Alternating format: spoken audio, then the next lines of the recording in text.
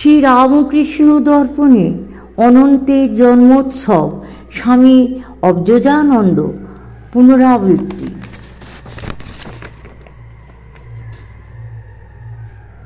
স্বামী শ্রদ্ধানন্দের কাছে শুনেছিলাম মহাপুরুষ মহারাজ একদিন তার ঘরের দেয়ালে রাখা শ্রী রামকৃষ্ণের একখানি ছবি রেখে জনৈক ভক্তকে বলেছিলেন, এই যে ছবি দেখছো, এ আসল ঠাকুর নয়, আসল ঠাকুর অন্তরে অন্তরে ধ্যানে উপলব্ধি করতে হয়। অর্থাৎ বাইরের এই গুণময় কায়া চিত্ত যার, তার নির্গুণ ভাবচিত্তকে ধ্যানেতেই দেখা যায়। অন্তরের অন্তঃস্থলে তাঁর সেই জ্যোতির কোনো রূপই হচ্ছে ঠাকুরের আসল রূপ।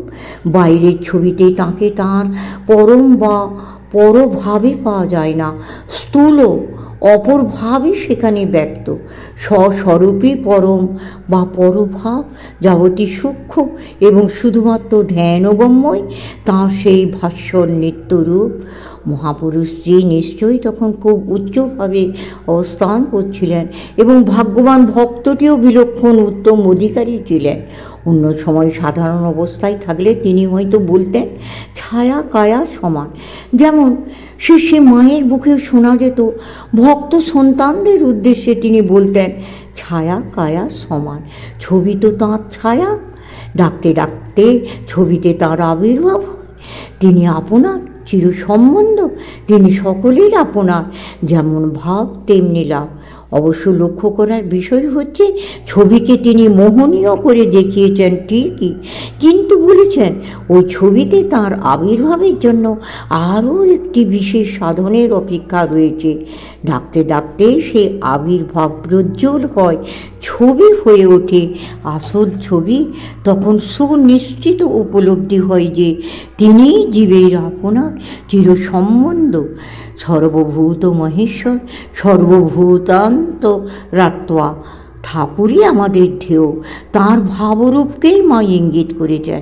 কথাটা তাহলে সেই একই দাঁড়াচ্ছে, অভাব বা অপর অবলম্বনে ভর করে ভাবে, অর্থাৎ তাঁর পরমার্থভাবে পরভাবে উপনীত হয় আমাদের সাধন, ভজন, পূজা বন্দনাদের মূল লক্ষ্য।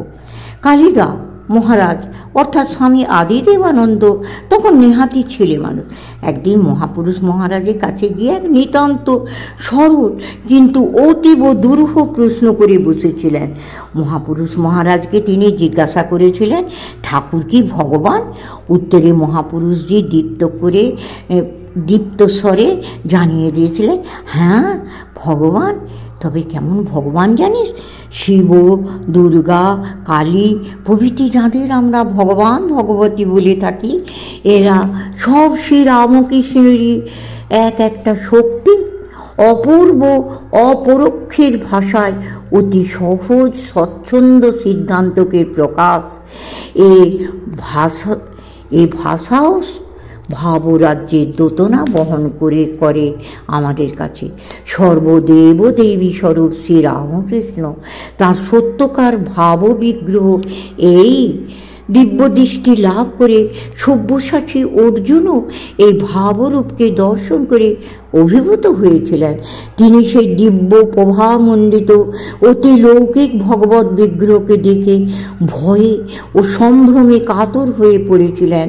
করজোড়ে শ্রী ভগবানকে মিনতি জানিয়েছিলেন, পুষ্পামি দেবাং স্তব দেব দেহে সর্বাং স্ততা ভূত বিশেষ সংখ্যাং। বলেছিলেন, হে দেব, তোমারই মধ্যে আমি দেখছি দেব দেবী সকলকে, স্থাবর জঙ্গম বিশ্ব চরাচরের সমস্ত ভূত সংঘকে। নান্তং ন মধ্যং ন পুনস্তবাদী পুষ্পামি বিশ্বেশ্বর বিশ্বরূপ। হে বিশ্বের ঈশ্বর বিশ্বরূপ, তোমার অন্ত মধ্য ও আদি কোথাও পাচ্ছি না আমি।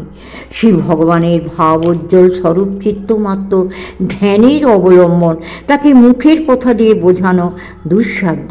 তিনি সর্বদেবময়, তাই যে কোনো দেব দেবীর পূজাতে সেই তাঁরই পূজা হয়ে থাকে। দেব বা দেবীর প্রতি ভক্তিযুক্ত ব্যক্তি সেই ভগবানেরই আরাধনা করে থাকে, অবশ্য না জেনেই তা করে। দেবদেবীর অর্চনাতে যে ফল লাভ হয় তারও প্রদাতা হচ্ছেন শ্রী ভগবান স্বয়ং।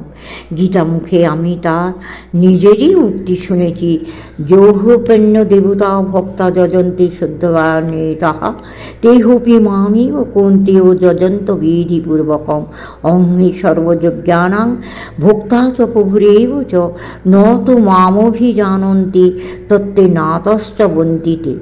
কিন্তু তাকে তত্ত্ব তো না জেনে না বুঝে শ্রী ভগবানের এই স্বরূপ ভাবকে উপলব্ধিতে না এনে অন্য যে কোনো পূজা মহোৎসবাদিতে সংসারে গতায়ত নিবৃত্ত হয় না। অতঃ যজ্ঞন্তি এ কথাটিও বেশ সুস্পষ্টই জানা যায় উক্ত ভগবৎ স্বীকার বাক্য থেকে। আমরা শ্রীকৃষ্ণের শ্রীরামকৃষ্ণের পূজামন্ত্রে উচ্চারণ করে থাকি, সর্বদেব দেবী স্বরূপায় শ্রীরামকৃষ্ণায় নমঃ। নিতান্ত তোতা পাখির মতোই বলে থাকি। এই মন্ত্রোচ্চারণের তাৎপর্য হৃদয়ঙ্গম হলে উপরোক্ত মহাপুরুষটির কথার মর্ম ঠিক ঠিক বোঝা যাবে ক্রমশ।